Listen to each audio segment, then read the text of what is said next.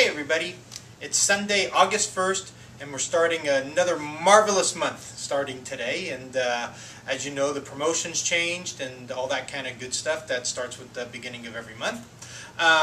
In review of July, we didn't hit the numbers we were looking for. Actually, you know, we started off really good, then all the stores seemed to get a little bit flat. We charged kind of hard at the end, but we still came up about 10% of where we needed to be. So July on a whole was kind of a disappointment, if you will. But the beauty of being in floor covering or any type of sales, August 1st is here and it starts a whole nother month. So with that being said, I want to recognize the top writers as well as the top margin people from the month of July. First off, we had Bill Sprigassi, went for over 100,000, did well on the bonus. Bill, way to go, made the Pleasanton store proud and the S&G proud. Margot in Rancho was over 75,000, so she got bonus. And then we had Angela from Santa Clara, Karen from Almaden, and then Alex from the Rancho Cordova store also. So those were kind of the top 5 writers. As far as the top margin people throughout the company, we had Natalie leading the way in Santa Clara, followed by Tina in Rancho Cordova, Alex in Rancho Cordova, Barbara in Almaden, and then Donnie in the Cupertino store. So way to go, guys. Great job. Keep up the good work and keep selling at those high margins. We appreciate it. A few things to go over for the upcoming week.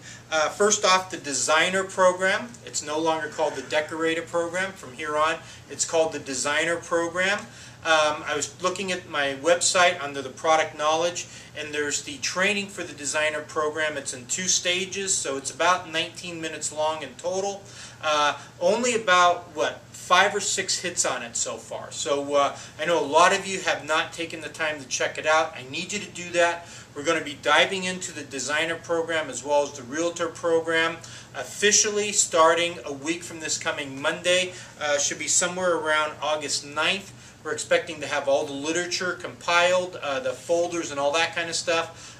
So hopefully by now we've gone through and we have all our list made of the people we're going to be contacting. Hopefully we started to role play and brainstorm how we're going to make the presentation. Again, we want it to be intelligent and articulate, so it sounds like you know, that's something that the designers as well as realtors would want to be part of. And I know from the few people I've heard from that have done some of the research and talking to the designers and the realtors, there is a genuine sense of excitement on their behalf. Kind of like almost like, wow, S&G's doing this for us. This is going to be wonderful. We know we can send our clients there and they're going to get first-rate service along with a discount for the realtors. When it comes to the designers, they're excited because they're going to be making some extra commissions. So again, hopefully everyone now is getting more and more familiar because basically a little over a week from now, boom, we're going to launch it, and we're going to hit it, and we're going to hit it hard. So as I mentioned in last week's video, this is going to be an ongoing process. It's another step in the reach out program, something we haven't done before, but something that we know we can do, something we have to do, and something that we're going to make successful. So it's something we all have to get behind, get comfortable with it. You got to know it like the back of your hand, and it'll be successful, I guarantee you. Okay? What else do we have going? We're going to start talking to you in terms of closed orders. I know all the store managers meet with all the salespeople at the end of the month, and for the last number of years we've been talking about written sales and written margin. We're going to start to reverse that, and we're going to talk about closed orders and closed margin.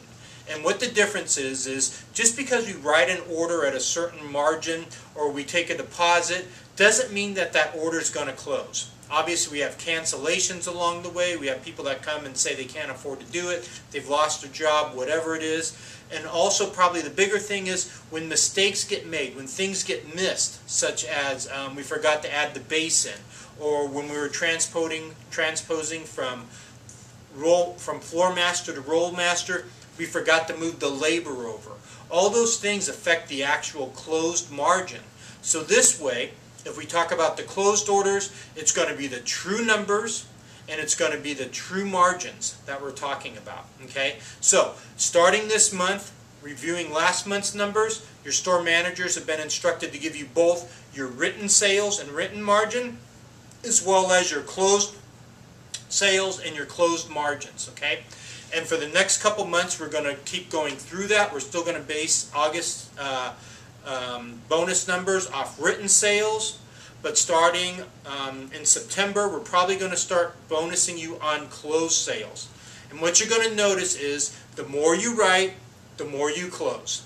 Okay, pretty simple that the closed sales somewhat mirror the written sales. Okay, so it shouldn't be that big of a deal to you. Again, we're all about selling every customer we can for as much as we can. But again, you're going to be judged coming up here shortly on closed sales and closed margins. Okay, so what else do we have? Did a little exercise with some of the store managers. If I haven't done it in your store, I will be doing it this week. And that is going through and running the open quote listing basically from May 1st. Wanted to see how many phone calls or how many times we were back in the orders after a month or two. And unfortunately, what I found wasn't real encouraging. It seemed like during the month, we were really good and aggressive at making the phone calls. So once that month ended, though, we stopped making the phone calls. So an example would be, customer came in the first or second week of May. We did really good with calling them a couple times during the month of May, trying to earn their business. But as soon as June hits, boom, nothing else.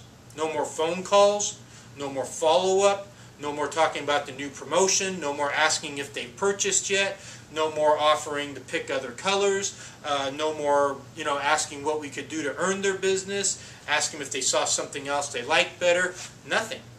Okay, we just kind of like fell off, and the jobs are just laying there stagnant or dead in a lot of times. And basically what I've found over the years is, especially when the economy's tough, people are taking longer to decide. They want to spend their money wisely. They're researching. They're taking their time. So don't give up on the orders. I still expect everyone to be calling back orders from not only the current month, but the month before and the month before that and the month before that. So basically, you want to consistently call orders even though they're 2 or 3 months ago we did the estimate. And then even the ones before that, estimates that we had done 5, 6, 7 months ago, we should still be calling those once every couple months. Okay?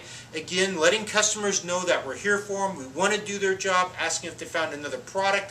What can we do to speed up the job? What their time frame is, things like that. Okay? So don't give up on the orders until the customer says, I bought elsewhere, or stop calling me, or leave me alone. Until you hear those 3 things, leave me alone, stop calling me, or I purchased elsewhere, don't give up, keep calling them. Okay?